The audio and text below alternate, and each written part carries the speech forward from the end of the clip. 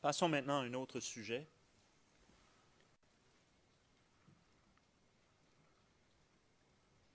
Monsieur Marcel Gossiot, c'est qui?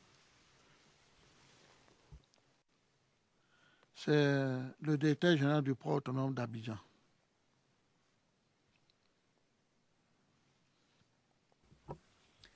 À votre connaissance, quelle était sa relation avec Monsieur Blégoudet? On va être. Monsieur Bleu Goudé était un homme important en Côte d'Ivoire. Et surtout dans le cadre de la crise.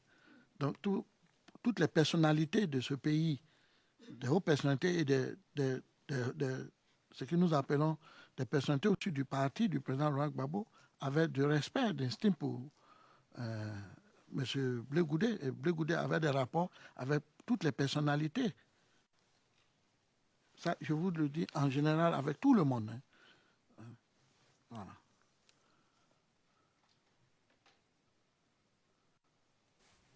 Très bien, c'est noté. À votre connaissance, ils se connaissaient, M. Gossiot et Blégoudet, depuis quand? Ça remontait à quand, à votre connaissance?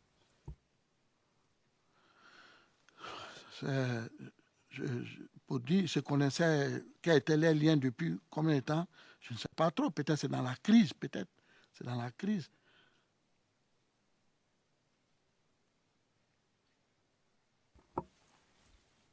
Donnez-nous des détails dans la crise. Non, je pense que je vous ai déjà dit que M. Blé-Goudé était à l'étranger, il était en train de faire ses études lorsque la crise s'est déclenchée. Lorsque la crise s'est déclenchée, et je crois que selon l'information, parce que je ne suis pas témoin de ça, selon les informations que j'ai eues, M. Dambala Picasse avait contacté M. Blé, puisque Dambala Picasse était aussi un des leaders du parti FPI de la jeunesse, mais je crois lui aussi, il faisait l'étude, mais il ne pouvait pas venir. Donc il avait suggéré à Blé de venir en Côte d'Ivoire pour aider à défendre la République. Et c'est comme ça, Dambala Picasse, je crois, a mis Blé Goudé en contact avec M. Gossiot, qui ont payé le transport pour Blé pour rentrer en Côte d'Ivoire. Je ne vois pas le mal à ça.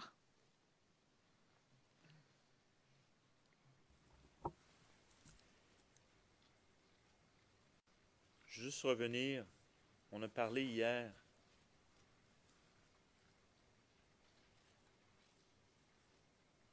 on a fait référence à la Sotra.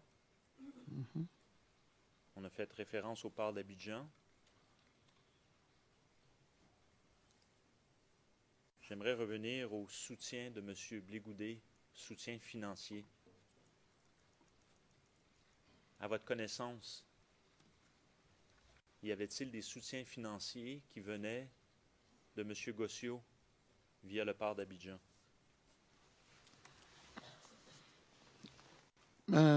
Monsieur le procureur, moi, je suis un leader. Je vous explique. Je suis un leader. Je protège ma patrie, je protège mon régime, je protège les personnalités dans mon pays. C'est normal que ces personnes ou ces personnalités des différents services puissent apporter du soutien, qu'ils puissent m'apporter du soutien à moi. Ça, je me mets à la place de Blé Goudé. Qu'ils m'apportent du soutien, c'est tout à fait. Moi, je trouve que c'est tout à fait normal. Je ne vois pas le mal à ça.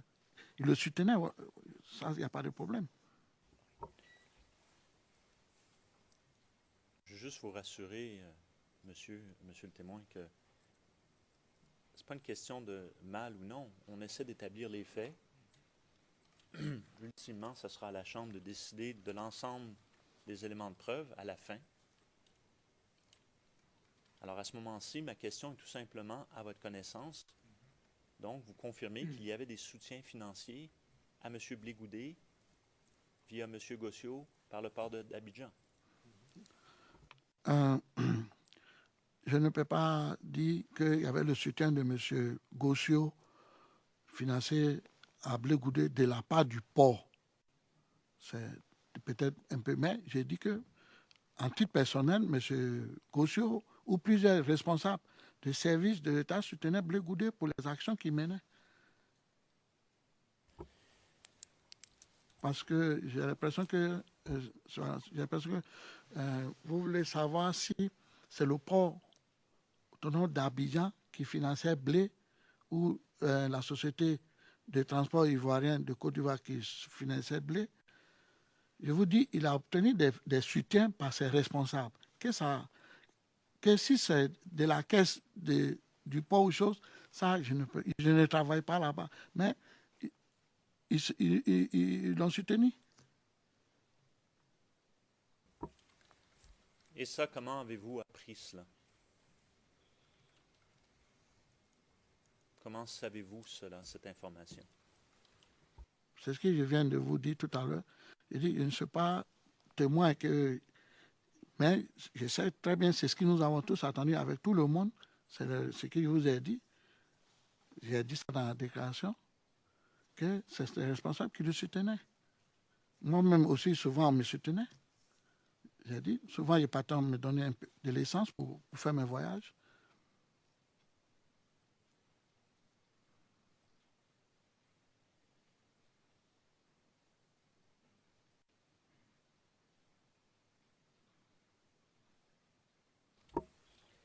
Très bien. Je vais passer maintenant ou revenir à un sujet qu'on a abordé brièvement hier. Là, on va y passer un petit peu plus de temps. Le CNRD. Mm-hmm. Okay.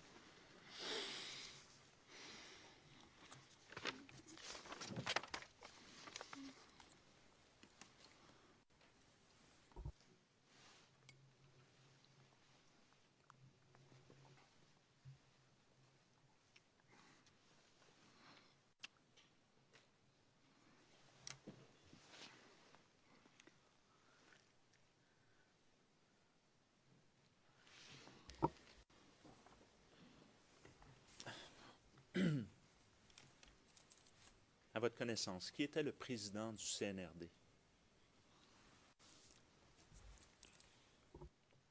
Je crois déjà répondu à cette question hier.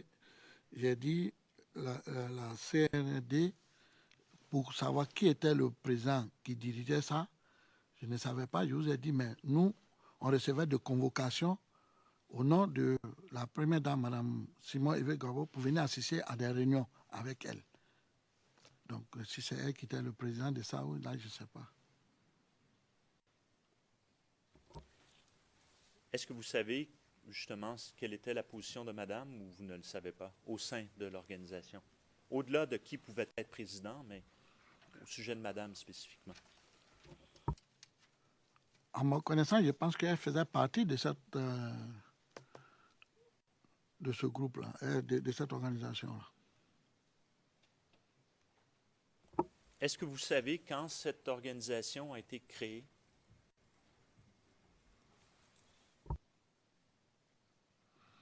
Non. Quand vous avez-vous fait partie ou participé ou commencé à participer aux activités? Je crois que moi, personnellement, j'ai commencé en 2010. C'est là que j'ai commencé à recevoir des convocations, à assister à des réunions.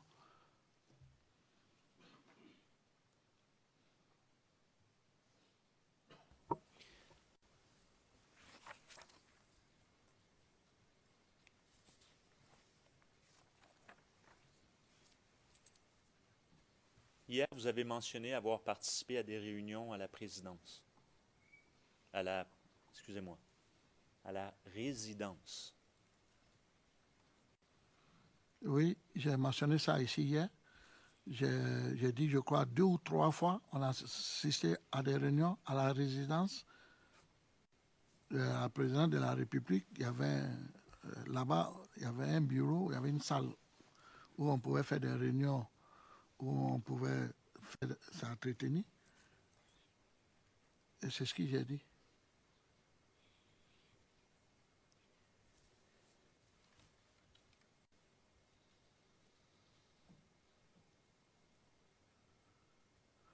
J'aimerais que vous décriviez brièvement, afin de vous situer dans le temps. Vous dites qu'il y a 3 réunions où vous êtes allés. Je dis 2 ou 3. 2 ou 3.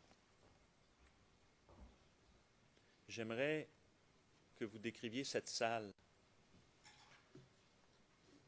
Parmi les 3 réunions, est-ce qu'il y a une de ces réunions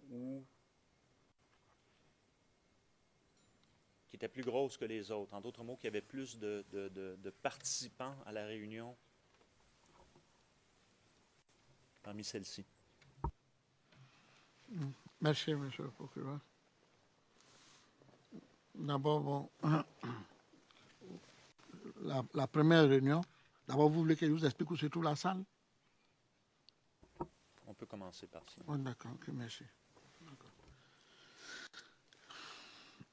À la résidence du président de la République, il y avait un bâtiment où il y avait des bureaux, je crois des bureaux qui appartenaient à le garde rapproché de son Excellence, le président Gbagbo. Et puis, en même temps, dans ce bâtiment, il y avait une salle aussi comme ça, je crois, grand comme cette salle. Grand comme cette salle. Et il y avait une petite salle aussi, moyen que ça.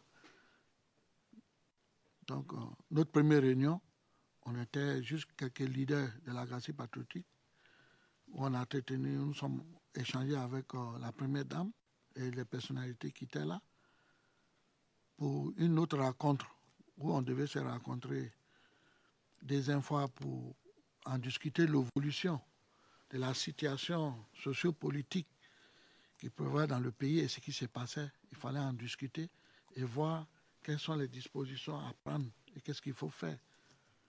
Donc, on a donné une autre date de rencontre où on devait se rencontrer et que la CNRD devait envoyer des convocations, mais qui serait plus, la réunion, ça serait plus large. Chaque membre de leader devait venir avec 3 ou 4 personnes, et laquelle la société civile, les associations religieuses, tout ça, plusieurs personnes ont été invitées à cette réunion. Et je crois que c'est là la deuxième réunion qui était un peu plus grande, où il y avait, je crois, plusieurs personnes. Il y avait plus de 100, 150 personnes, à ma connaissance. Ce jour-là, moi, j'ai été surpris de voir beaucoup d'hommes à cette réunion. Ils ont été tous convoqués pour venir échanger un peu par rapport à la situation. Et c'est ce jour-là, les leaders, chacun a pris la parole pour poser des questions aux responsables qui étaient là, avec la première dame, avec les ministres, le ministre de l'Intérieur, de la Sécurité qui était là, le ministre des Transports, il y avait le directeur adjoint, M. Issa Malik, il y avait quelques personnalités du gouvernement qui étaient là à cette réunion, parce que c'était une réunion d'échange et chacun devait donner ou poser des questions pour donner son point de vue, vu la situation du pays. Et vous, lors de cette deuxième réunion, est-ce que vous vous êtes exprimé? Oui, monsieur le procureur. Vous rappelez-vous ce que vous avez dit ou les sujets que vous avez traités, vous, personnellement? Oui, monsieur le procureur, je me souviens bien lorsque ils ont commencé à donner la parole. Je crois que j'étais en 4e ou 5e position pour demander la parole.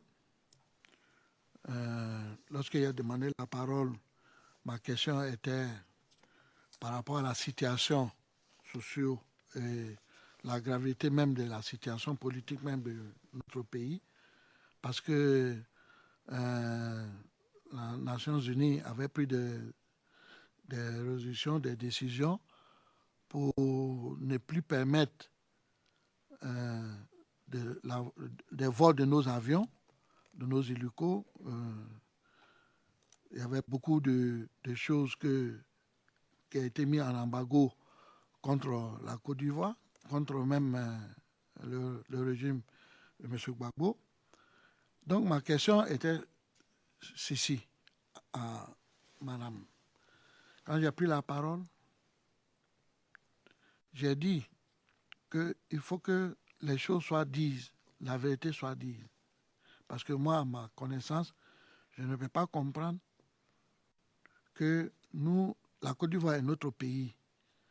Et aujourd'hui, il y a des résolutions qui ont été prises sur le plan militaire, même sur le plan de sécurité.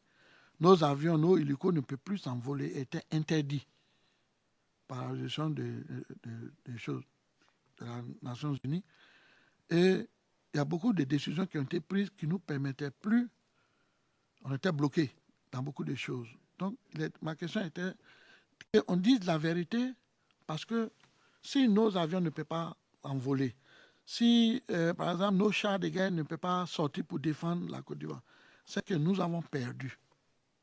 Nous avons perdu parce que la LICON, l'ONU et tous les autres, les locaux s'envolaient tous les jours, tous les nuits, tous les matins. Mais ils avaient des stratégies.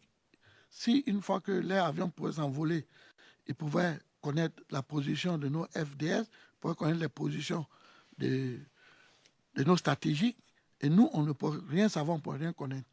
Donc moi, je trouve que nous avons déjà perdu, on a perdu la guerre. Est-ce que ce n'est pas mieux de dire la vérité et qu'aujourd'hui, on puisse trouver ou on prend une décision définitive pour savoir ce qu'on doit faire, puisque on est dans notre propre pays et on ne peut pas s'envoler avec notre propre hélico. Ça veut dire qu'on a perdu. C'est ainsi, elle a dit qu'elle laissera la parole au ministre du Transport. Le ministre du Transport m'a donné une réponse, m'a dit qu'il est en train de travailler dessus. Pareil aussi pour le ministre de l'Intérieur et de la Sécurité, c'était pareil. Ils me disent qu'ils travaillent dessus. Bon, moi j'ai pris ça comme ça. J'ai accepté de prendre ça comme ça. Et il y a plusieurs personnes qui ont passé aussi, qui ont posé à peu près les mêmes questions.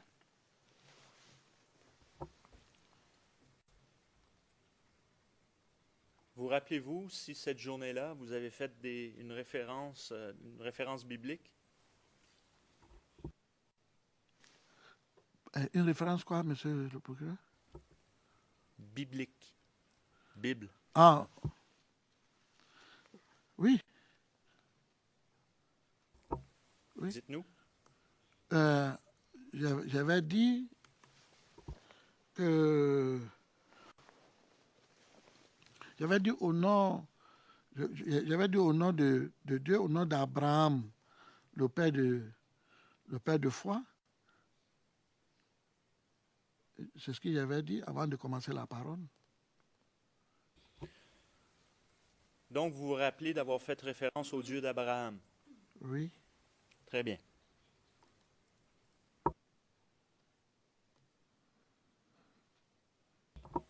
Vous rappelez-vous les leaders de la galaxie qui étaient présentes lors de cette deuxième réunion? Vous dites qu'il y avait beaucoup de personnes, je ne vais pas vous demander de toutes les nommer, rassurez-vous. Mais au niveau de leadership de la galaxie patriotique, vous rappelez-vous de personnes présentes? Oui, monsieur le procureur.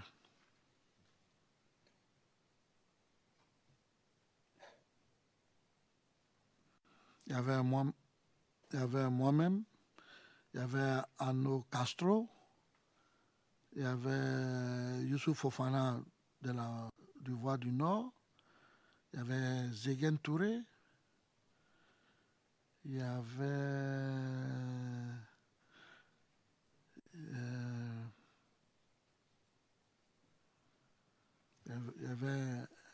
un ami aussi qui s'appelait Koné Lagaton, qui était de la galaxie patriotique. Koné Lagaton dit le grand cheval.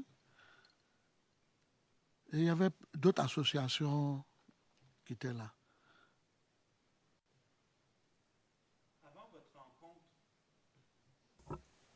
Avant votre rencontre du CNRD dans cette salle, savez-vous si avant il y avait eu également un autre meeting de la majorité présidentielle?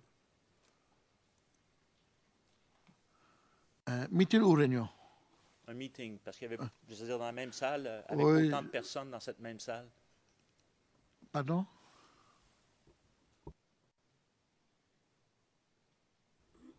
Je vais reformuler. Oui. Dans cette salle, vous avez dit il y a une réunion du CNRD, beaucoup de personnes. Ma question est, avant cette rencontre du CNRD, savez-vous s'il y avait eu une rencontre dans la même pièce de la majorité présidentielle, les représentants de la majorité présidentielle cette journée-là? Le même jour, on a eu la réunion. Bon, peut-être avant notre arrivée, mais là, je ne sais pas. D'accord. Your Honors, I will now... Monsieur le Président, je voudrais attirer l'attention de la Chambre et celle du témoin sur une pièce en particulier. Nous avons l'original de cette pièce.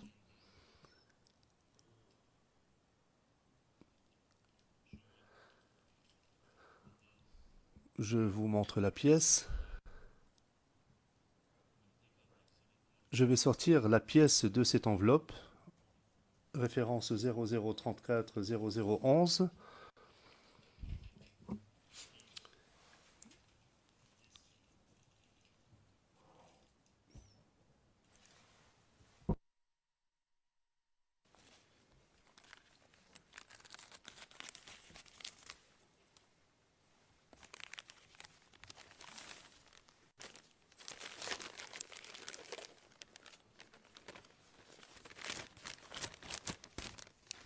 I will ask the court. Je vais demander à l'huissier de bien vouloir montrer cette pièce à la Chambre. Now the exhibit La pièce en question a fait l'objet d'une divulgation en 2012. Elle porte la référence 0018 08 10.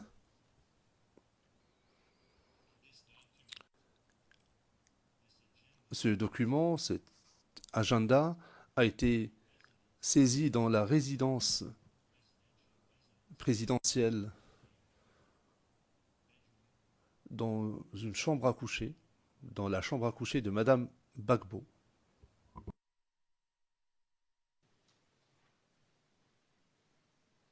I will now draw the attention. Je souhaite attirer l'attention de la Chambre sur une date en particulier, une entrée dans cet agenda.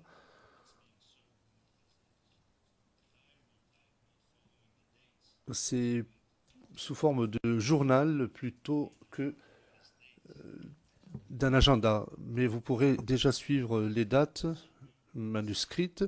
Prenez le 2 septembre. Prenez l'entrée 2 septembre 2010.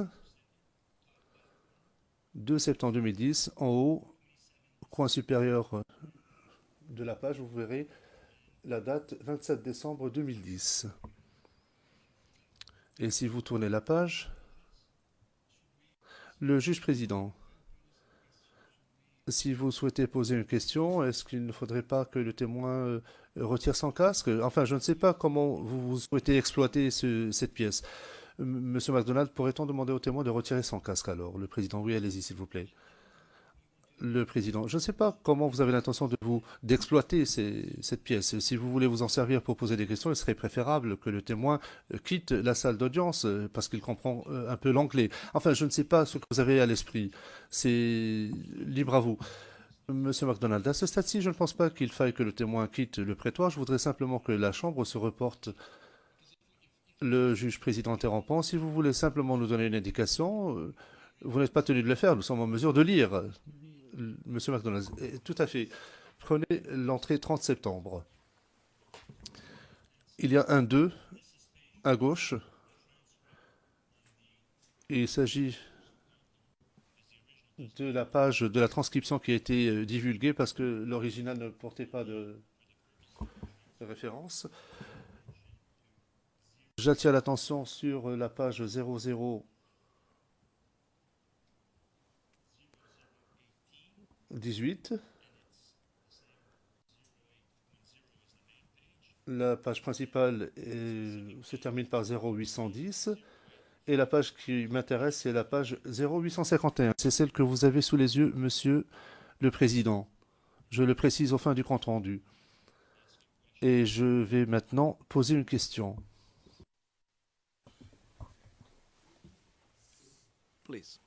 Président, allez-y.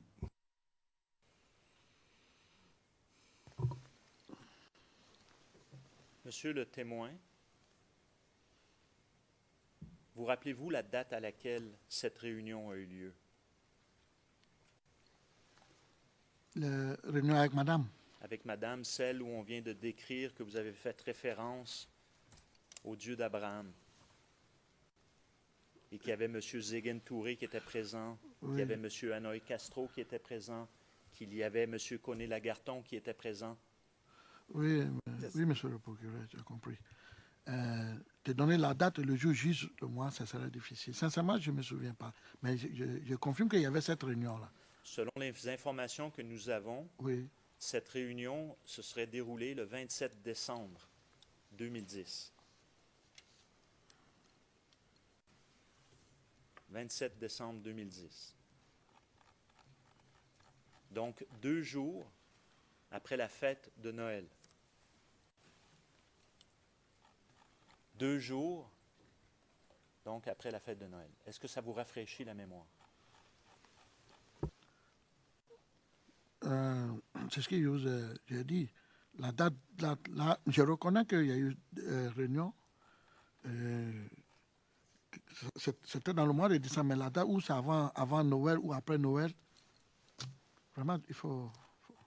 Mais je sais qu'il y a eu ces réunions-là dans le mois de décembre, et je crois vers la fin du mois de décembre. Très bien. Nous allons vous présenter maintenant une vidéo.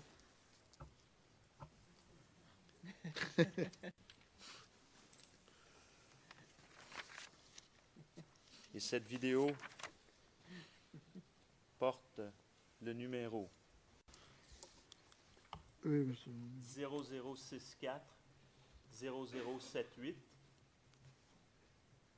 Et nous allons montrer à partir de la minute ou du piétage suivant, 1h41 minutes 05 à 1h43 minutes 30 secondes. Et le transcrit se retrouve à CIV OTP 0089 1027. Alors, Sorry, Mr. MacDonald. Maître Rocher, je vous prie de m'excuser, mais Monsieur MacDonald, puis-je poser la question suivante à la Chambre? Serait-il possible de consulter l'original de cet agenda, si vous n'êtes pas en train de vous en servir, le Président, si vous promettez de me le redonner? I won't put it through my shred. Maître Rocher, non, je ne vais pas le déchiqueter. Monsieur MacDonald, j'aimerais aussi qu'on le montre à mes autres contradicteurs parce qu'ils n'ont peut-être pas eu l'occasion de voir l'original. Le Président, oui, bien sûr.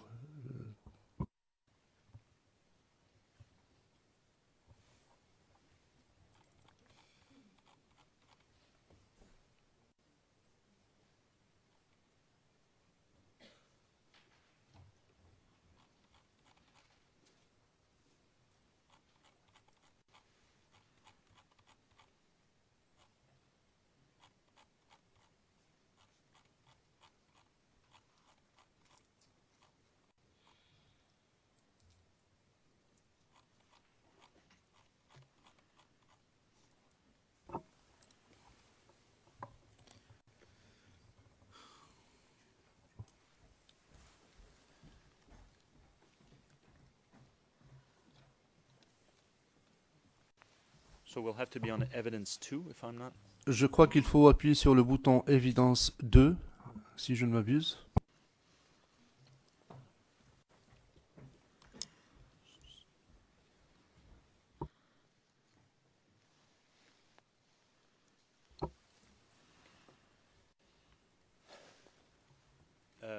Monsieur le témoin, je vais vous demander de regarder.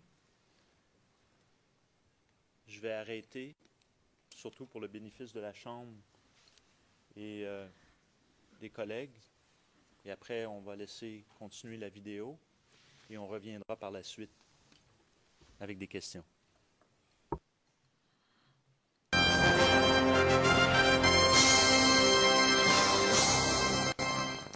Mesdames, Messieurs, bonsoir et bienvenue à cette édition. L'actualité nationale est encore et toujours dominée par la crise post-électorale. La première dame de Côte d'Ivoire, Simone Gbagbo, a rencontré les partis de la majorité présidentielle ce lundi. La première dame et ses hôtes ont évoqué l'actualité politique en Côte d'Ivoire et réaffirmé leur soutien ferme au président de la République. Le compte-rendu est signé Ange Gossé. Pour les membres des partis politiques qui ont échangé avec la première dame, les derniers développements sur la situation en Côte d'Ivoire étaient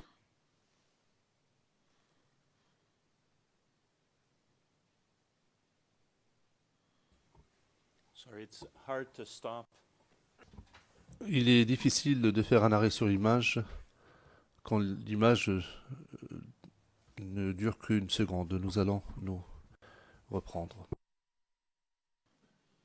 complot interne.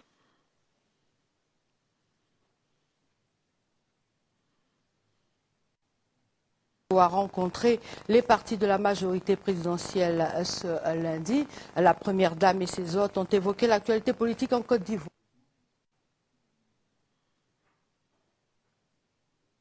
Le compte-rendu est signé Ange Gossé.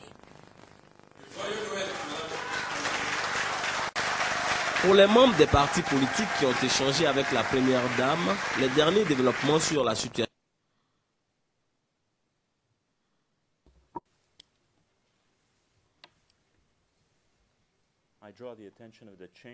J'attire l'attention de la Chambre du compte-rendu, que nous nous sommes arrêtés à 1 minute 41. Et je ne vois pas le reste.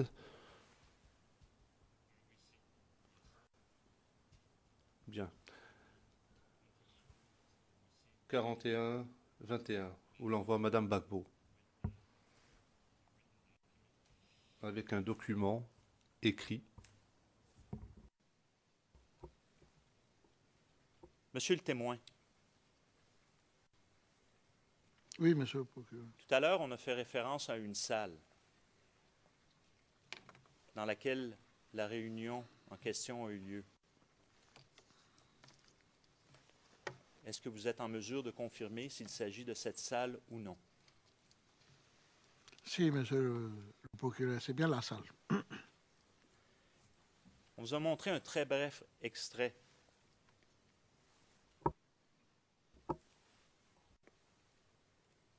Est-ce que ça vous rappelle quelque chose ou est-il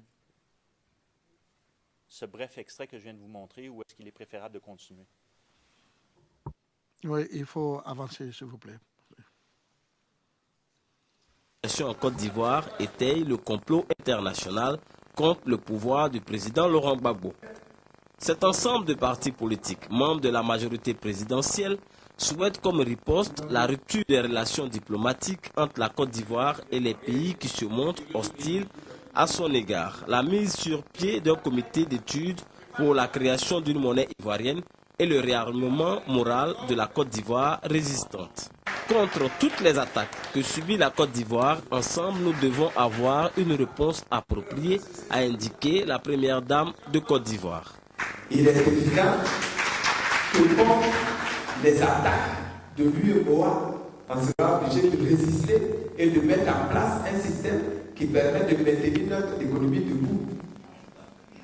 Donc, au fur et à mesure qu'on va progresser, les mots d'ordre seront lancés à la population.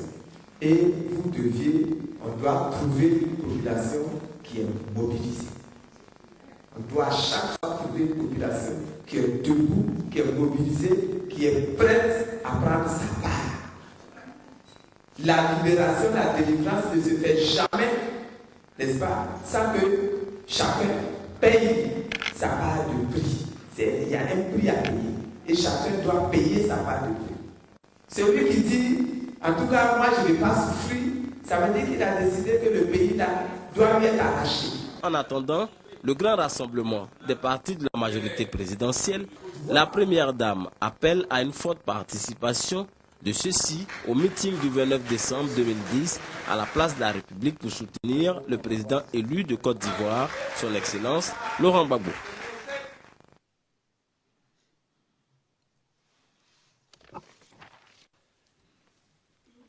Alors maintenant, est-ce qu'en ayant vu la longueur... Excuse me, can you... Le président, un instant. Pourriez-vous nous donner la référence à la fin de cette séquence vidéo, au fin du compte rendu, Monsieur McDonald? Je l'avais fait au début. Je l'ai fait avant même de diffuser la vidéo. Parfois on oublie, mais merci de me le rappeler.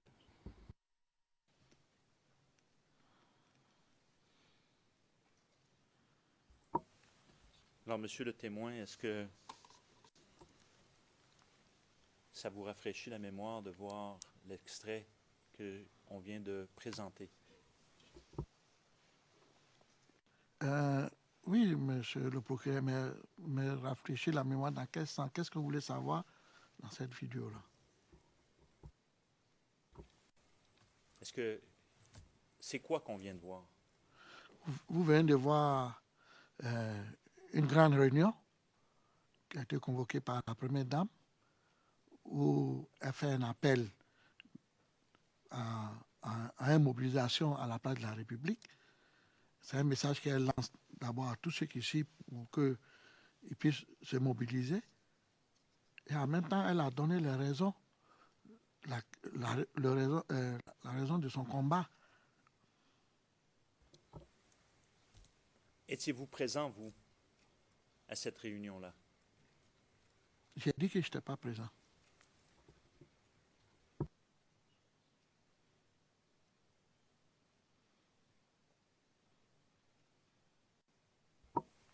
À votre connaissance, avant, mais c'est dans cette pièce-là qu'il y a eu la rencontre du CNRD.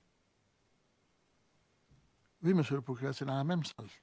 Comment était disposée la salle lors de votre rencontre avec la première dame? Il y a eu deux réunions. Laquelle disposition vous voulez, la première ou la grande? La grande. C'était pareil. C'était exactement comme ça? Oui, monsieur le procureur. Est-ce que vous êtes capable d'identifier certaines personnes qui étaient présentes? Oui, peut-être deux ou trois que je connais, peut-être. Qui sont ces personnes? J'ai vu le service, ceux qui étaient assis derrière madame, elle avait son service qui travaille autour d'elle, et puis il y avait son garde rapproché. Et puis ceux qui ont pris la parole, moi je ne les connais pas. Très bien.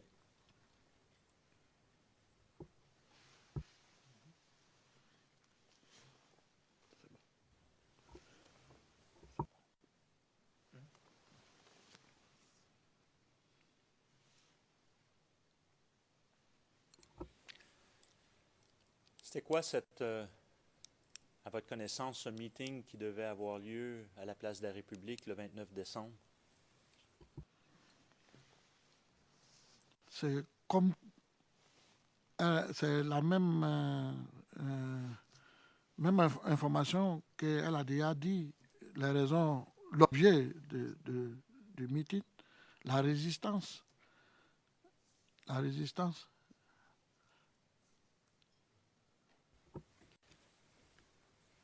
Et donc ça, ce grand meeting que vous avez eu de la CNRD, selon vous, c'était le deuxième? Oui, monsieur le procureur.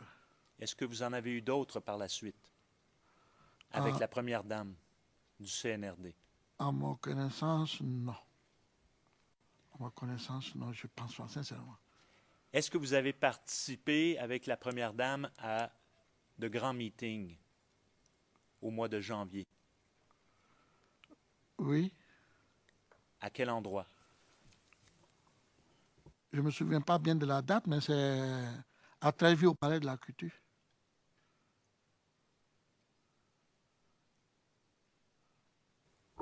Sorry, I was going a bit fast. Désolé, j'allais un peu vite, donc je me contrains moi-même à ralentir.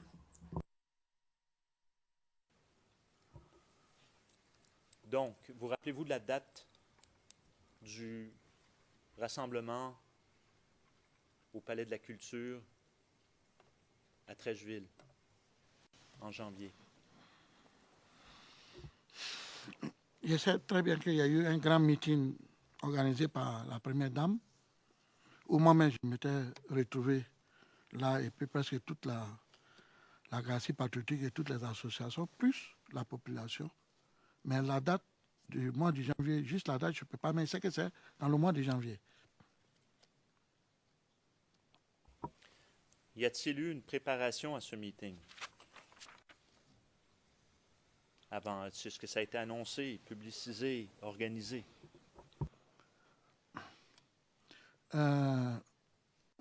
Oui, monsieur le procureur, je voudrais donner un peu de détails. Comme je l'avais déjà dit ici il y a plusieurs jours, que quand un membre ou un responsable veut organiser un grand meeting, c'est à lui-même d'organiser. C'est normal qu'il y ait une préparation. On ne peut pas organiser un grand meeting pour faire venir 5 000 ou 10 000 personnes si ce n'est pas dans un cadre de préparation bien organisé. Mais moi, je n'étais pas contribué à cette organisation. J'étais invité comme un leader de la Galaxie patriotique qui soutenait les actions de son Excellence, M. le Président Gbagbo. Vous rappelez-vous comment on a communiqué, vous avez reçu ou on a communiqué avec vous, votre organisation, pour que vous rendiez au meeting? Moi, j'avais reçu une invitation, et en même temps, j'avais reçu un message pour donner qu'on devait se rendre à ce meeting-là.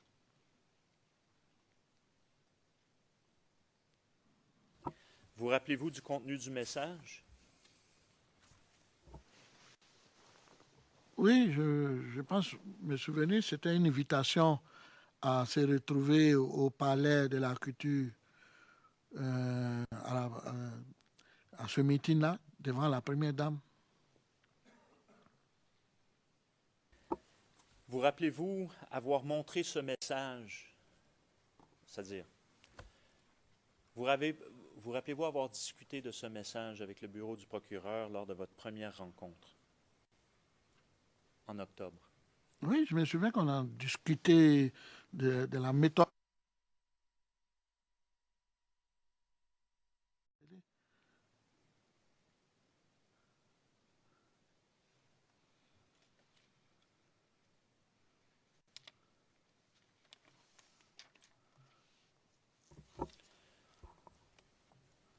Passons maintenant à un autre sujet.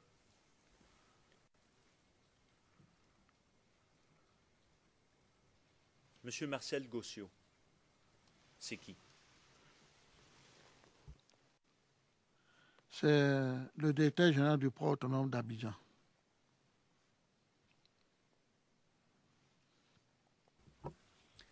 À votre connaissance, quelle était sa relation avec M. Bligoudé? On va être... M. Bligoudé était un homme important en Côte d'Ivoire. Et surtout dans le cadre de la crise. Donc, toutes les personnalités de ce pays, des hautes personnalités et de ce que nous appelons des personnalités au-dessus du parti du président Laurent Gbagbo, avaient du respect, d'estime pour M. Bligoudé. Et Bligoudé avait des rapports avec toutes les personnalités.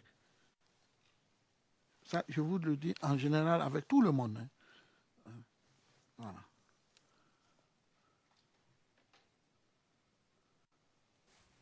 Très bien, c'est noté. À votre connaissance, ils se connaissaient, M. Gossiot et Bligoudé, depuis quand? Ça remontait à quand, à votre connaissance?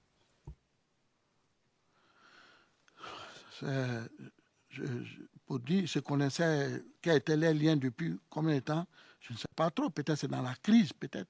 C'est dans la crise.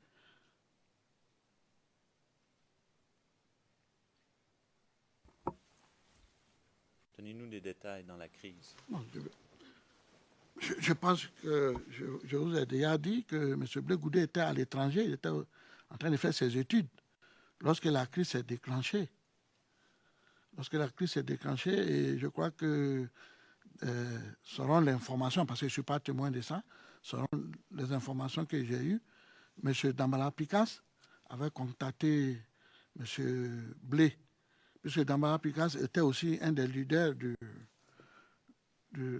parti FPI de la jeunesse, mais je crois lui aussi, il faisait les mais il ne pouvait pas venir. Donc il avait suggéré à Blé de venir en Côte d'Ivoire pour aider à défendre la République. Et c'est comme ça, Dambala Picas, je crois, a mis Blé Goudé en contact avec M. Gossio, qui ont payé le transport pour Blé pour rentrer en Côte d'Ivoire. Je ne vois pas le mal à ça.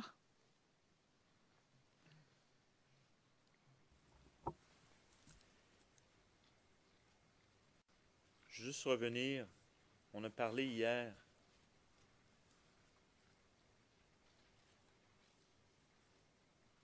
on a fait référence à la Sotra. On a fait référence au port d'Abidjan. J'aimerais revenir au soutien de M. Blé Goudé, soutien financier. À votre connaissance, y avait-il des soutiens financiers qui venaient de M. Gossio via le port d'Abidjan?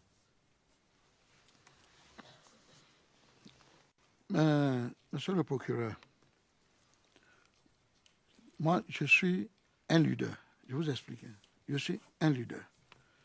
Je protège ma patrie, je protège mon régime, je protège les personnalités dans mon pays. C'est normal que ces personnes ou ces personnalités des différents services puissent apporter du soutien, qu'ils puissent m'apporter du soutien à moi. Ça, je me mets à la place de Blé Goudé. Qu'ils m'apportent du soutien, c'est tout à fait... Moi, je trouve que c'est tout à fait normal. Je ne vois pas le mal à ça. Il le soutenait, ça, il n'y a pas de problème. Je veux juste vous rassurer, monsieur le témoin, que ce n'est pas une question de mal ou non. On essaie d'établir les faits.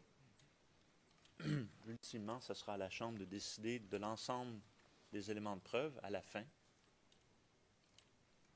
Alors, à ce moment-ci, ma question est tout simplement à votre connaissance. Donc, vous confirmez qu'il y avait des soutiens financiers à M. Blé Goudé via M. Gossio par le port d'Abidjan. Je ne peux pas dire qu'il y avait le soutien de M. Gossio financé à Blé Goudé de la part du port.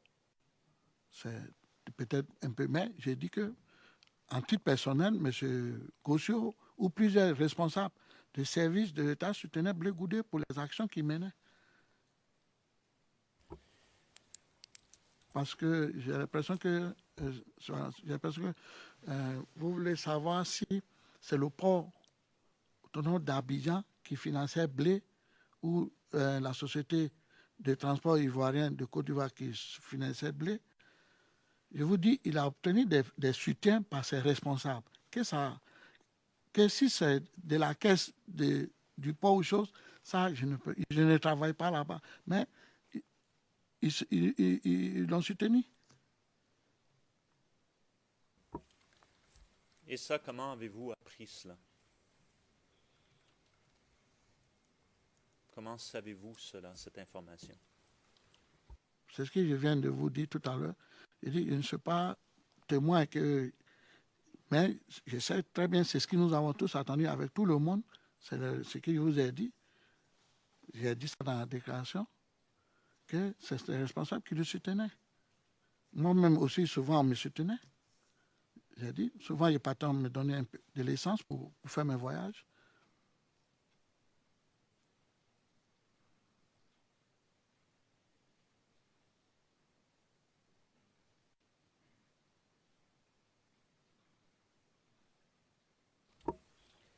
Très bien. Je vais passer maintenant ou revenir à un sujet qu'on a abordé brièvement hier.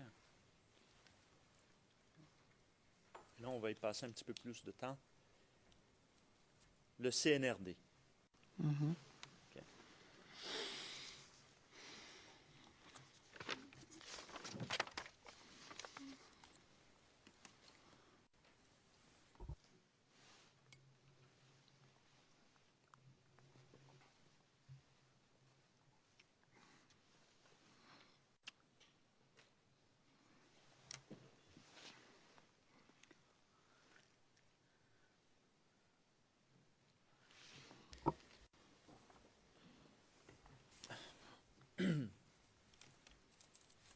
votre connaissance, qui était le président du CNRD?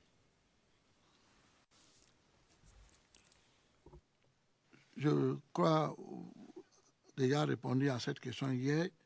J'ai dit la CNRD, pour savoir qui était le président qui dirigeait ça, je ne savais pas. Je vous ai dit, mais nous, on recevait des convocations au nom de la première dame, Mme Simon Evé-Gabo, pour venir assister à des réunions avec elle.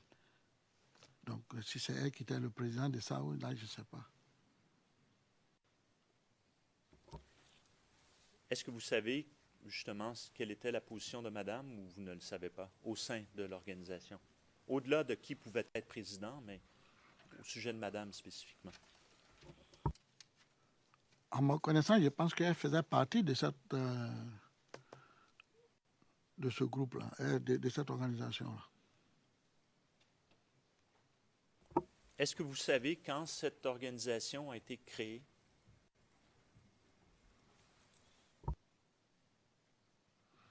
Non.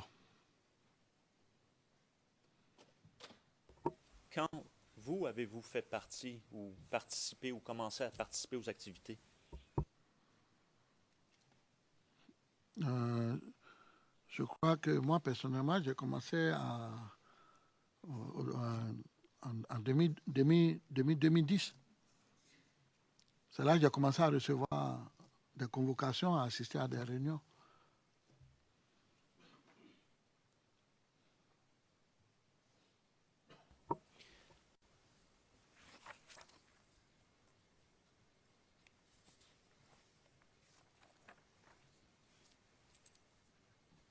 Hier, vous avez mentionné avoir participé à des réunions à la présidence.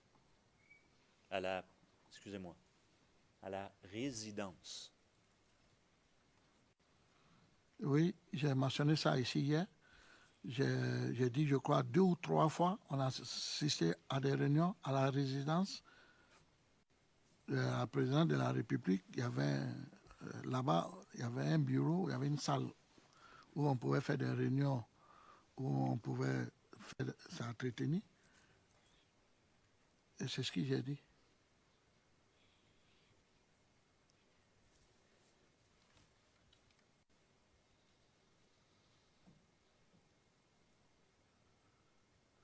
J'aimerais que vous décriviez brièvement, afin de vous situer dans le temps. Vous dites qu'il y a 3 réunions où vous êtes allés. Je dis 2 ou 3. 2 ou 3. J'aimerais que vous décriviez cette salle. Parmi les 3 réunions, est-ce qu'il y a une de ces réunions qui était plus grosse que les autres? En d'autres mots, qu'il y avait plus de participants à la réunion parmi celles-ci? Merci, monsieur le procureur. D'abord, bon, la première réunion, d'abord, vous voulez que je vous explique où se trouve la salle? On peut commencer par ça. Oh, d'accord, ok, merci. À la résidence du président de la République, il y avait un bâtiment où il y avait des bureaux, je crois des bureaux qui appartenaient à la garde rapprochée de son Excellence, le président Gbagbo. Et puis, en même temps, dans ce bâtiment, il y avait une salle aussi comme ça, je crois, grande comme cette salle. Grand comme cette salle, et il y avait une petite salle aussi, moyen que ça. Donc, notre première réunion, on était juste quelques leaders de la Gracie patriotique, où on a entretenu, nous sommes échangés avec la première dame et les personnalités qui étaient là, pour une autre rencontre, où on devait se rencontrer des fois pour en discuter l'évolution de la situation sociopolitique qui prévoit dans le pays et ce qui se passait. Il fallait en discuter et voir quelles sont les dispositions à prendre et qu'est-ce qu'il faut faire. Donc, on a donné une autre date de rencontre où on devait se rencontrer et que la CNRD devait envoyer des convocations. mais qui serait plus, la réunion, ça serait plus large. Chaque membre de leader devait venir avec 3 ou 4 personnes, et laquelle la société civile, les associations religieuses, tout ça, plusieurs personnes ont été invitées à cette réunion. Je crois que c'est là la deuxième réunion qui était un peu plus grande, où il y avait, je crois, plusieurs personnes. Il y avait plus de 100, 150 personnes, à ma connaissance. Ce jour-là, moi, j'ai été surpris de voir beaucoup d'hommes à cette réunion. Mais ils ont été tous convoqués pour venir échanger un peu par rapport à la situation. Et c'est ce jour-là, les leaders, chacun a pris la parole pour poser des questions aux responsables qui étaient là, avec la première dame, avec les ministres, le ministre de l'Intérieur, de la Sécurité qui était là, le ministre des Transports, il y avait le directeur adjoint, M. Issa Malik, il y avait quelques personnalités du gouvernement qui étaient là à cette réunion. Parce que c'était une réunion d'échange et chacun devait donner ou poser des questions pour donner son point de vue, vu la situation du pays. Et vous, lors de cette deuxième réunion, est-ce que vous vous êtes exprimé? Oui, monsieur le procureur. Vous rappelez-vous ce que vous avez dit ou les sujets que vous avez traités, vous, personnellement? Oui, monsieur le procureur, je me souviens bien lorsque ils ont commencé à donner la parole. Je crois que j'étais en 4e ou 5e position pour demander la parole. Lorsqu'il a demandé la parole, ma question était par rapport à la situation sociale et la gravité même de la situation politique même de notre pays, parce que les Nations Unies avaient pris des résolutions, des décisions pour ne plus permettre. A fait l'objet d'une divulgation en 2012. Elle porte la référence 0018 08 10.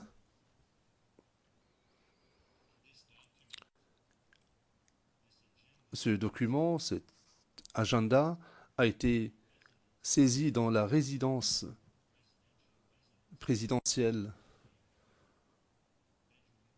dans une chambre à coucher, dans la chambre à coucher de Madame Gbagbo.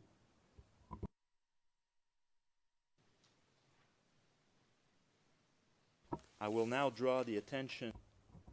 Je souhaite attirer l'attention de la Chambre sur une date en particulier, une entrée dans cet agenda.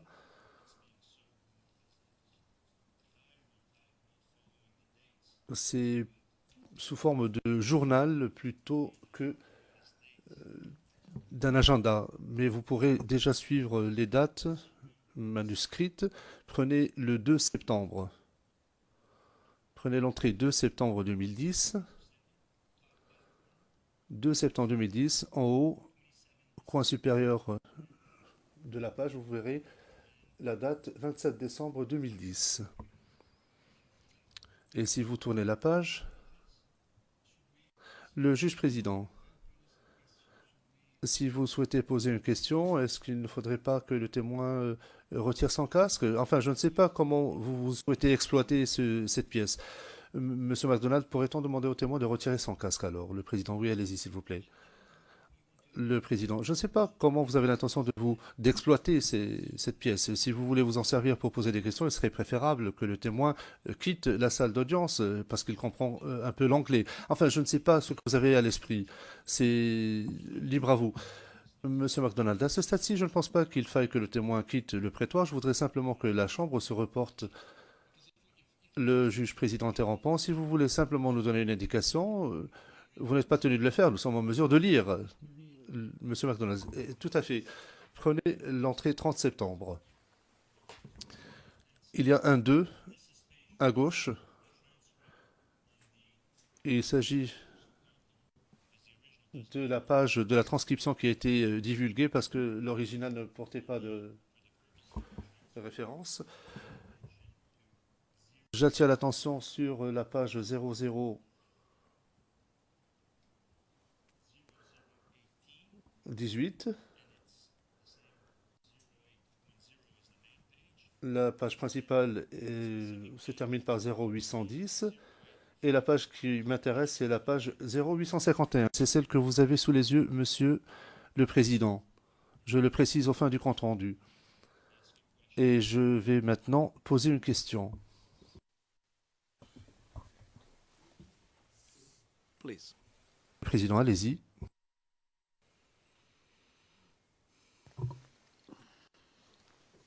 Monsieur le témoin, vous rappelez-vous la date à laquelle cette réunion a eu lieu? La réunion avec madame. Avec madame, celle où on vient de décrire que vous avez fait référence au Dieu d'Abraham. Et qu'il y avait M. Zéguen Touré qui était présent, Oui. qu'il y avait M. Hanoï Castro qui était présent, qu'il y avait M. Coné Lagarton qui était présent. Oui, oui, monsieur le procureur, j'ai compris. Te donner la date et le jour juste de moi, ça serait difficile. Sincèrement, je ne me souviens pas. Mais je confirme qu'il y avait cette réunion-là. Selon les informations que nous avons, Oui. cette réunion se serait déroulée le 27 décembre 2010. 27 décembre 2010. Donc, 2 jours après la fête de Noël. 2 jours, donc, après la fête de Noël. Est-ce que ça vous rafraîchit la mémoire? C'est ce que je vous ai dit. La date, je reconnais qu'il y a eu réunion. C'était dans le mois de décembre, mais la date où c'est avant Noël ou après Noël, vraiment, il faut... Mais je sais qu'il y a eu ces réunions-là dans le mois de décembre, et je crois vers la fin du mois de décembre. Très bien. Nous allons vous présenter maintenant une vidéo.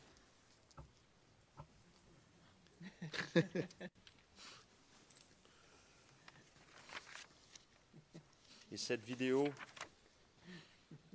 porte le numéro 0064 0078. Et nous allons montrer à partir de la minute ou du piétage suivant, 1h41 minutes 05 à 1h43 minutes 30 secondes. Et le transcrit se retrouve à CIV OTP 0089 1027. Alors, Sorry, Mr. MacDonald. Maître Rocher, je vous prie de m'excuser, mais Monsieur MacDonald, puis-je poser la question suivante à la Chambre? Serait-il possible de consulter l'original de cet agenda, si vous n'êtes pas en train de vous en servir, le Président, si vous promettez de me le redonner? I won't put it through my shred. Maître Rocher, non, je ne vais pas le déchiqueter. Monsieur MacDonald, j'aimerais aussi qu'on le montre à mes autres contradicteurs parce qu'ils n'ont peut-être pas eu l'occasion de voir l'original. Le Président, oui, bien sûr.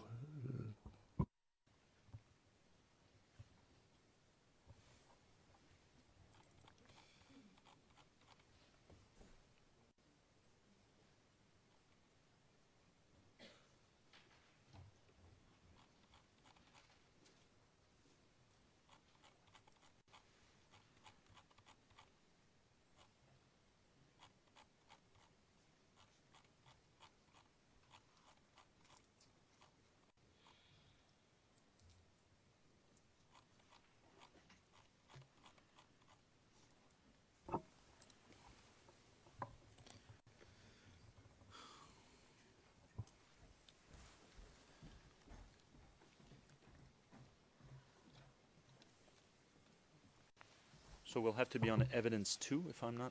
Je crois qu'il faut appuyer sur le bouton Évidence 2, si je ne m'abuse.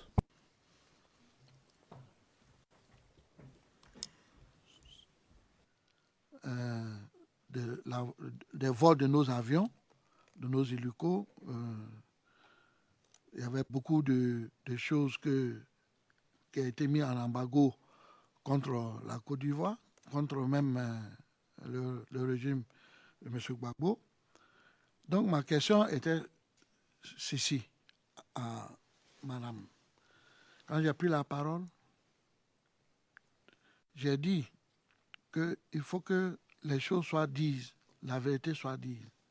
Parce que moi, à ma connaissance, je ne peux pas comprendre que nous, la Côte d'Ivoire est notre pays. Et aujourd'hui, il y a des résolutions qui ont été prises sur le plan militaire, même sur le plan de sécurité. Nos avions, nos hélicos ne peuvent plus s'envoler, étaient interdits par la résolution des choses de las Nations Unies. Et il y a beaucoup de décisions qui ont été prises qui ne nous permettaient plus. On était bloqués dans beaucoup de choses. Donc, ma question était qu'on dise la vérité, parce que si nos avions ne peuvent pas envoler, si, par exemple, nos chars de guerre ne peuvent pas sortir pour défendre la Côte d'Ivoire, c'est que nous avons perdu. Nous avons perdu parce que la LICON, l'ONU et tous les autres, les hélicos s'envolaient tous les jours, toutes les nuits, tous les matins. Mais ils avaient des stratégies. Si une fois que les avions pouvaient s'envoler, ils pouvaient connaître la position de nos FDS, ils pouvaient connaître les positions de nos stratégiques, et nous, on ne peut rien savoir, on ne peut rien connaître. Donc moi, je trouve que nous avons déjà perdu, on a perdu la guerre. Est-ce que ce n'est pas mieux de dire la vérité et qu'aujourd'hui, on puisse trouver ou on prend une décision définitive pour savoir ce qu'on doit faire, puisque on est dans notre propre pays et on ne peut pas s'envoler avec notre propre hélico. Ça veut dire qu'on a perdu. C'est ainsi, elle a dit qu'elle laissera la parole au ministre du Transport. Le ministre du Transport m'a donné une réponse, m'a dit qu'il est en train de travailler dessus. Pareil aussi pour le ministre de l'Intérieur et de la Sécurité, c'était pareil. Ils me disent qu'ils travaillent dessus. Bon, moi j'ai pris ça comme ça. J'ai accepté de prendre ça comme ça. Il y a plusieurs personnes qui ont passé aussi, qui ont posé à peu près les mêmes questions.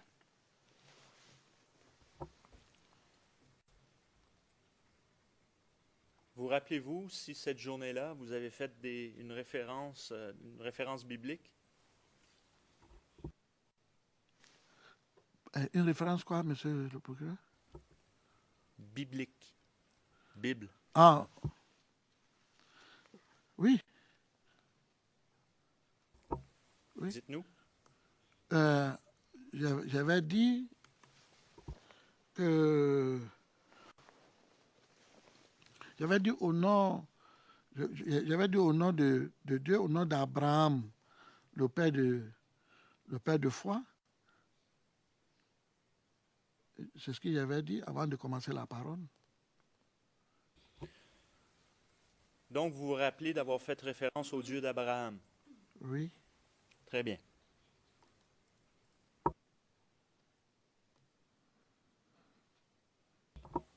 Vous rappelez-vous les leaders de la galaxie qui étaient présentes lors de cette deuxième réunion? Vous dites qu'il y avait beaucoup de personnes, je ne vais pas vous demander de toutes les nommer, rassurez-vous.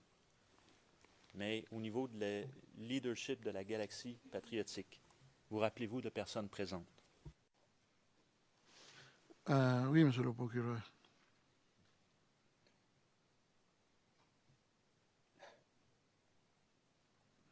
Il y avait moi-même, il y avait Arnaud Castro, il y avait Youssouf Fofana du Voie du Nord, il y avait Zegen Touré,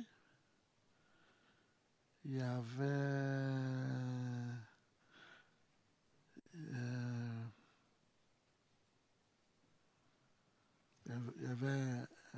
un ami aussi qui s'appelait Koné Lagaton, qui était de la galaxie patriotique. Koné Lagaton dit le Grand Cheval. Et il y avait d'autres associations qui étaient là.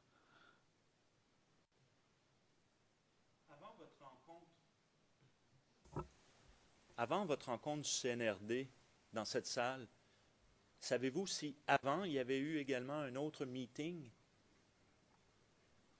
de la majorité présidentielle? Meeting ou réunion? Un meeting, parce qu'il y avait, je veux dire, dans la même salle, avec Oui. autant de personnes dans cette même salle. Pardon?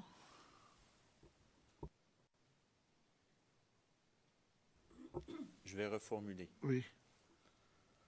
Dans cette salle, vous avez dit il y a une réunion du CNRD, beaucoup de personnes. Ma question est, avant cette rencontre du CNRD, savez-vous s'il y avait eu une rencontre dans la même pièce de la majorité présidentielle, des représentants de la majorité présidentielle cette journée-là? Le même jour, on a eu la réunion. Bon, peut-être avant notre arrivée, mais là, je ne sais pas. D'accord. Your Honors, I will now... Monsieur le Président, je voudrais attirer l'attention de la Chambre et celle du témoin sur une pièce en particulier. Nous avons l'original de cette pièce.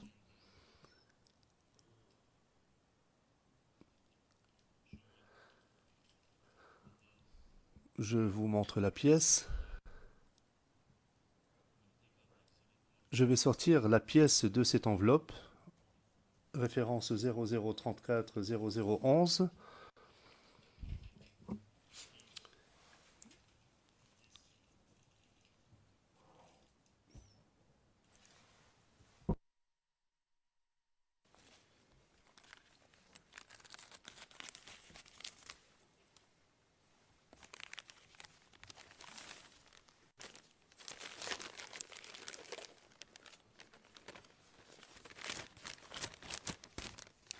I will ask the court.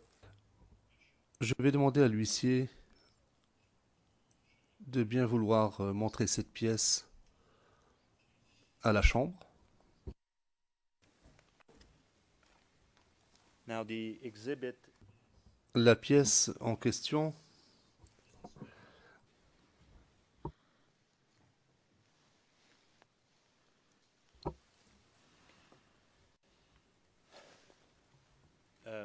Monsieur le témoin, je vais vous demander de regarder.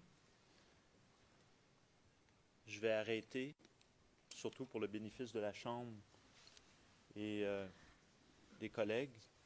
Et après, on va laisser continuer la vidéo et on reviendra par la suite avec des questions.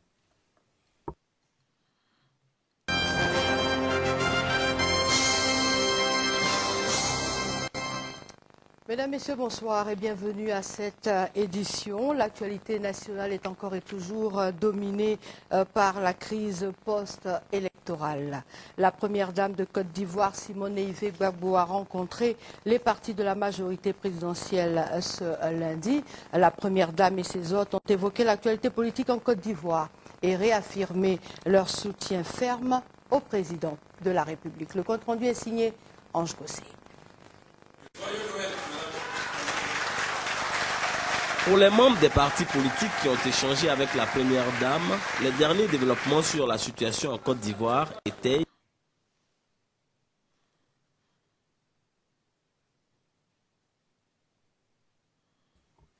Sorry, it's hard to stop. il est difficile de faire un arrêt sur image quand l'image ne dure qu'une seconde. Nous allons nous reprendre. complot interne.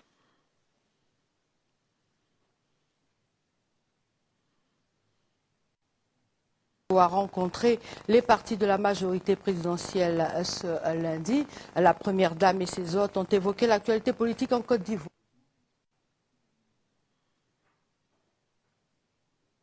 Le compte-rendu est signé Ange Gossé. Pour les membres des partis politiques qui ont échangé avec la première dame, les derniers développements sur la situation.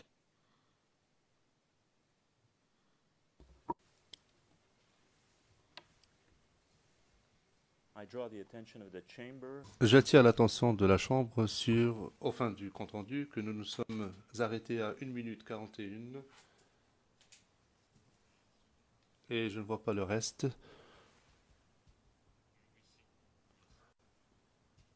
Bien. 41-21, où l'on voit Madame Gbagbo avec un document écrit. Monsieur le témoin, Oui, monsieur le procureur. tout à l'heure, on a fait référence à une salle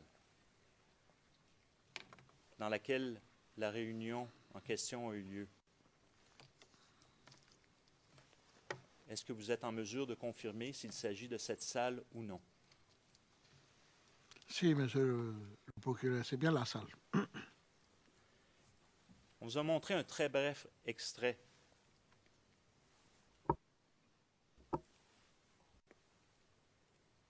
Est-ce que ça vous rappelle quelque chose ou est-il ce bref extrait que je viens de vous montrer ou est-ce qu'il est préférable de continuer?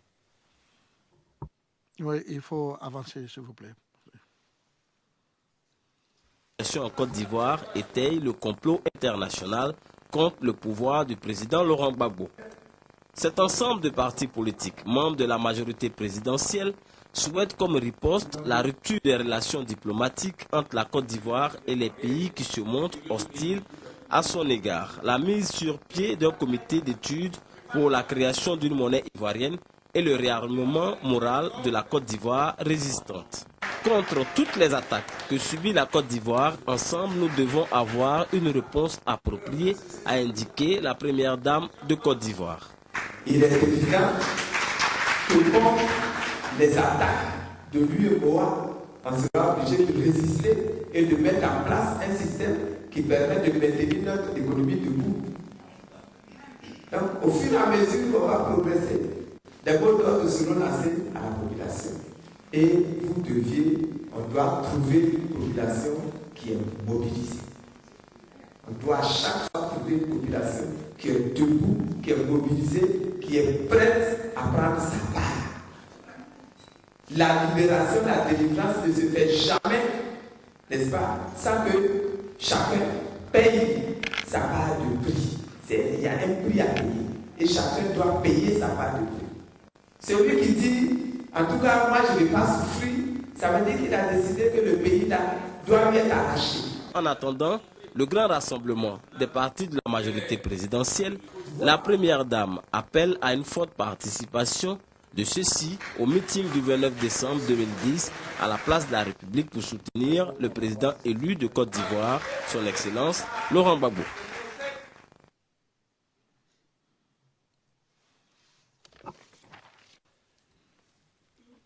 Alors maintenant, est-ce qu'en ayant vu la longueur... Excuse me, can you... Le président, un instant. Pourriez-vous nous donner la référence à la fin de cette séquence vidéo, au fin du compte-rendu, Monsieur McDonald? Je l'avais fait au début. Je l'ai fait avant même de diffuser la vidéo. Parfois on oublie, mais merci de me le rappeler.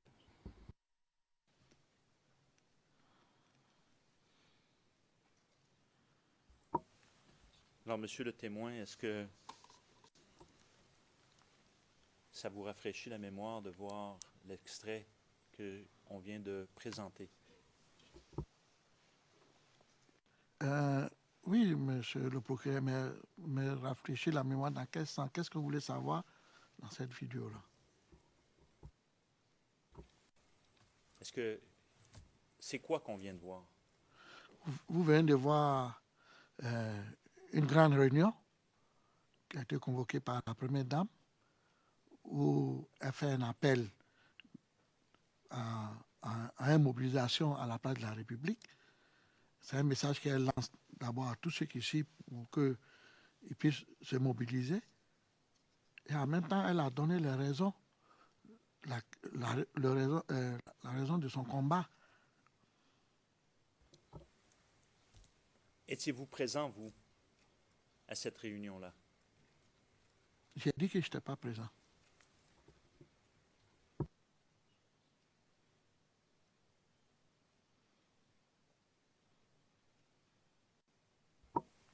À votre connaissance, avant, mais c'est dans cette pièce-là qu'il y a eu la rencontre du CNRD.